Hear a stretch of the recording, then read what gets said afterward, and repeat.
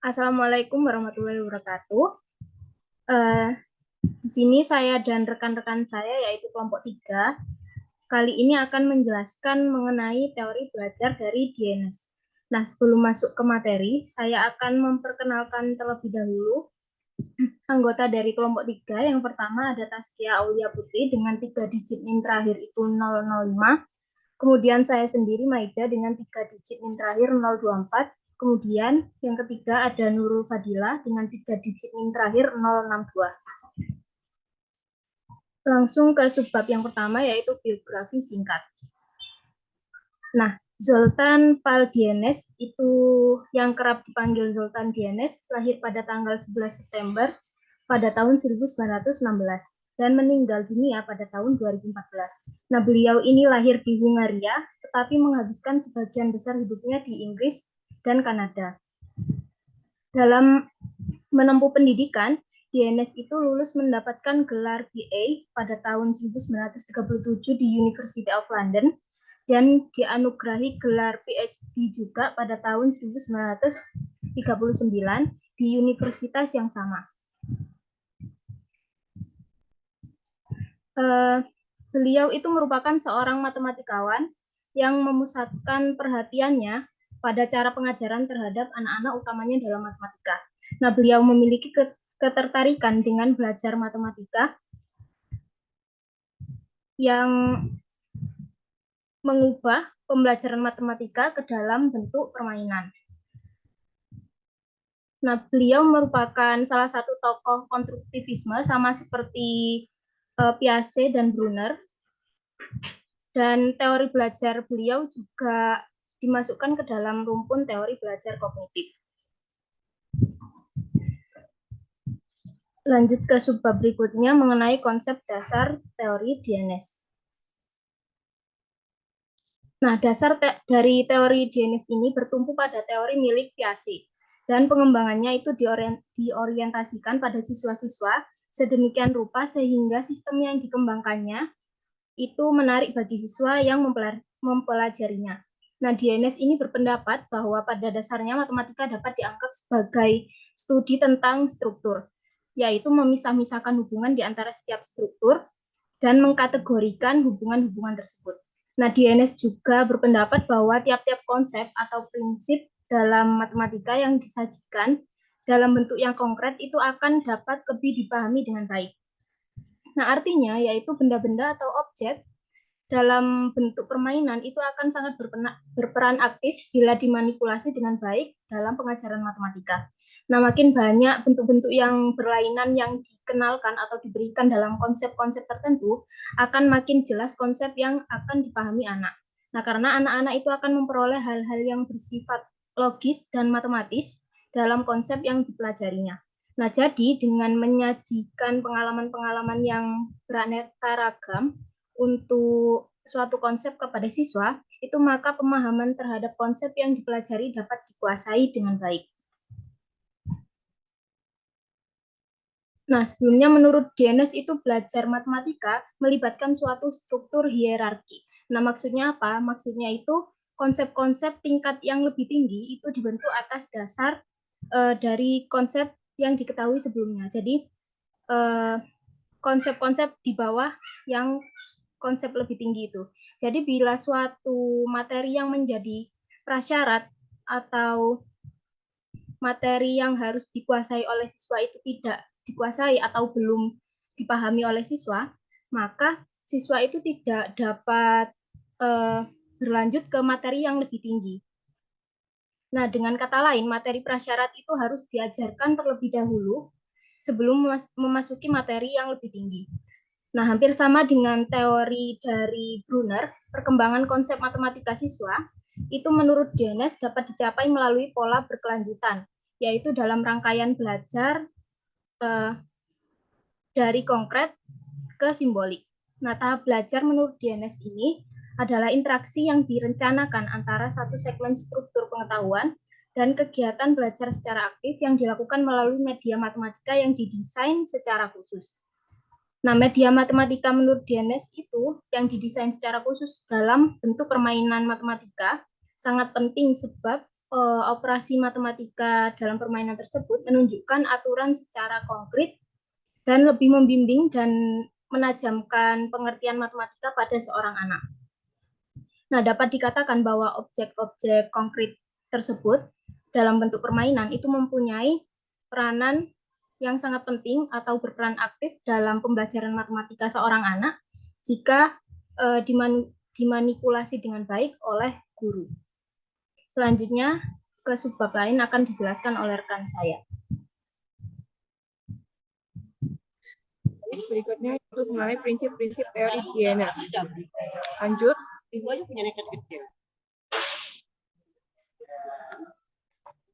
Adapun prinsip teori DNS yang pertama yaitu adanya prinsip konstruktivistik, yaitu pelajar haruslah memahami konsep sebelum memahaminya dengan analisa yang logik.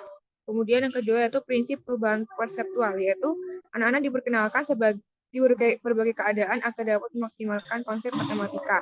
Lalu prinsip dinamik, yaitu anak-anak mempelajari suatu melalui perkenalan dan eksperimen untuk membentuk suatu konsep.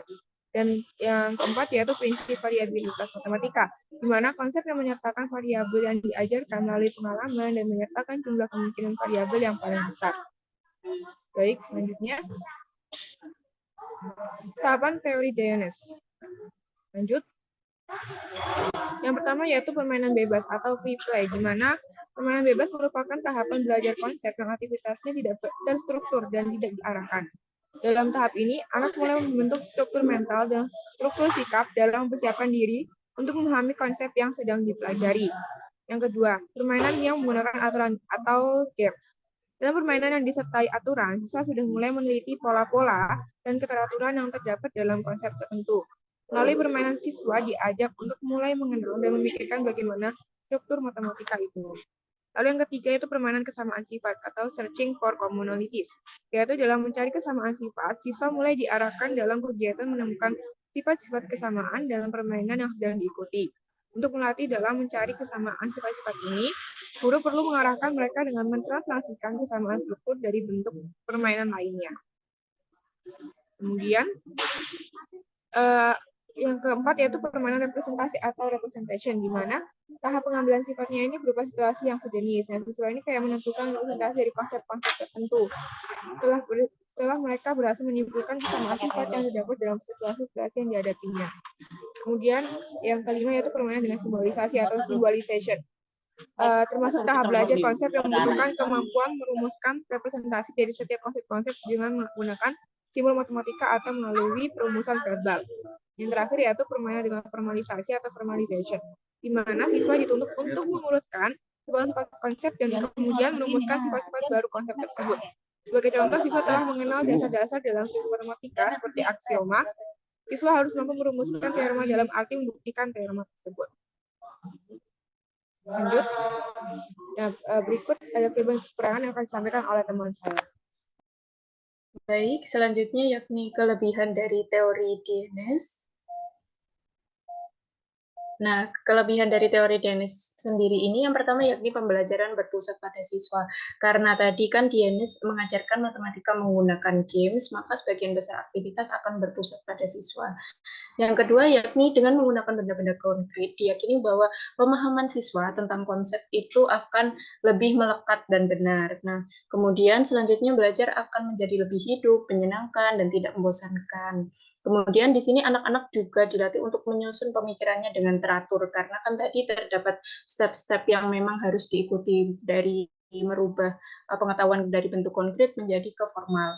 Kemudian untuk konsep yang dipahami siswa juga akan lebih melekat karena siswa itu membuktikannya sendiri. Nah, kemudian yang terakhir adalah siswa bisa mengambil kesimpulan berdasarkan dari penghayatan atau aktivitas yang sudah dia lakukan. Selanjutnya, yakni kekurangan dari teori DNS. Nah, sayangnya teori ini masih memiliki kekurangan, yakni tidak semua topik dalam matematika itu bisa disajikan melalui permainan. Yang selanjutnya, yakni guru juga harus berhati-hati, karena jangan sampai karena terlalu asik bermain, guru melupakan tentang pemahaman konsep yang harus dicapai oleh siswa. Selanjutnya, untuk melaksanakan permainan ini sendiri pasti memerlukan waktu yang cukup banyak dalam pembelajaran. Nah, sehingga guru harus pandai mengatur waktu. Kemudian, di sini juga ada disarankan bahwa siswa itu tidak memiliki kemampuan yang sama, sehingga dalam menyusun strategi bermain ataupun pembagian kelompok, guru perlu berhati-hati supaya semua kelompok itu bisa tetap aktif ikut terlibat. Nah, yang selanjutnya yakni permainan yang mungkin terlalu heboh akan mengganggu ketenangan belajar dari kelas lain. Nah, selanjutnya adalah contoh implementasi dari teori Denius ini dalam pembelajaran matematika. Lanjut, nah pada tahap yang pertama yakni permainan bebas. Nah di sini sebenarnya tujuannya adalah guru ingin mengajarkan tentang menemukan rumus umum dari persamaan kuadrat. Nah di sini pada tahap awalnya itu siswa diberikan sejumlah perangkat pembelajaran seperti benda-benda yang berbentuk persegi, bintang, lingkaran. Nah ini tahap ini tuh siswa hanya dibiasakan, tidak diberikan aturan apapun. Siswanya diminta untuk mengenal benda-benda tersebut. Nah, selanjutnya di tahapan yang kedua, ini baru ada aturan di sini. Nah, di sini guru itu meminta siswa untuk menyusun benda-benda tersebut tadi dari lingkaran, bintang, dan persegi seperti yang pada awalnya. Di sini ada 3 baris. Nah, itu untuk baris lingkarannya harus membentuk seperti persegi, lalu untuk bintang di pinggir-pinggirnya, dan untuk di ujung bawah itu selalu diletakkan persegi. Nah, siswa diminta untuk menyusun seperti itu mulai dari 3 baris, 4 baris, 5 baris, dan seterusnya. Selanjutnya, yakni di tahap ketiga, yakni kesamaan sifat. Jadi selain untuk mengajarkan tentang persamaan kuadrat tadi, lewat bentuk-bentuk seperti balok, lingkaran, bintang, siswa itu dapat mengingat kembali mungkin materi prasyarat mereka tentang bangun datar terkait mungkin bagaimana bagaimana persegi itu, bagaimana lingkaran. Nah, ini juga menyambung ke tahap keempat. Di tahap representasi ini, siswa itu diminta untuk mengingat kembali benda-benda tersebut, dibedakan berdasarkan mungkin sifatnya bintang itu seperti apa, lingkaran itu seperti apa, persegi itu seperti apa. Jadi tidak hanya satu materi gitu, tapi bisa mengingat kembali materi yang sebelumnya. Selanjutnya, yakni di tahap 5, lanjut. Nah, di tahap kelima yakni simbolisasi. Di tahap simbolisasi ini dari benda-benda yang sudah disusun oleh siswa tadi, guru itu mulai mengarahkan ke bentuk yang lebih simbolik, yakni di sini masih berupa bilangan ya. Jadi dari 3 baris tadi itu mewakili untuk ruas kiri, seperti 3 kuadrat, 4 kuadrat, 5 kuadrat, dan 6 kuadrat. Ini mewakili barisan yang dibentuk siswa tadi. Nah, selanjutnya bergeser ke ruas kanan.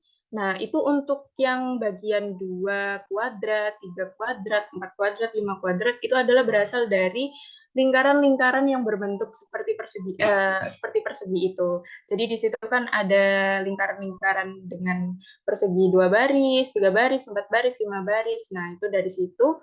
Kemudian untuk yang di dalam kurung 2 kali 2, 2 kali 3, kali 4, dan seterusnya, itu dia berasal dari bintang-bintang yang disusun di sisi tepinya. Nah, itu untuk yang satu baris bintang. Kemudian untuk di konstantanya itu adalah persegi yang ada di ujung. Jadi itu konsisten ya untuk yang baris satu bintang ditambah satu.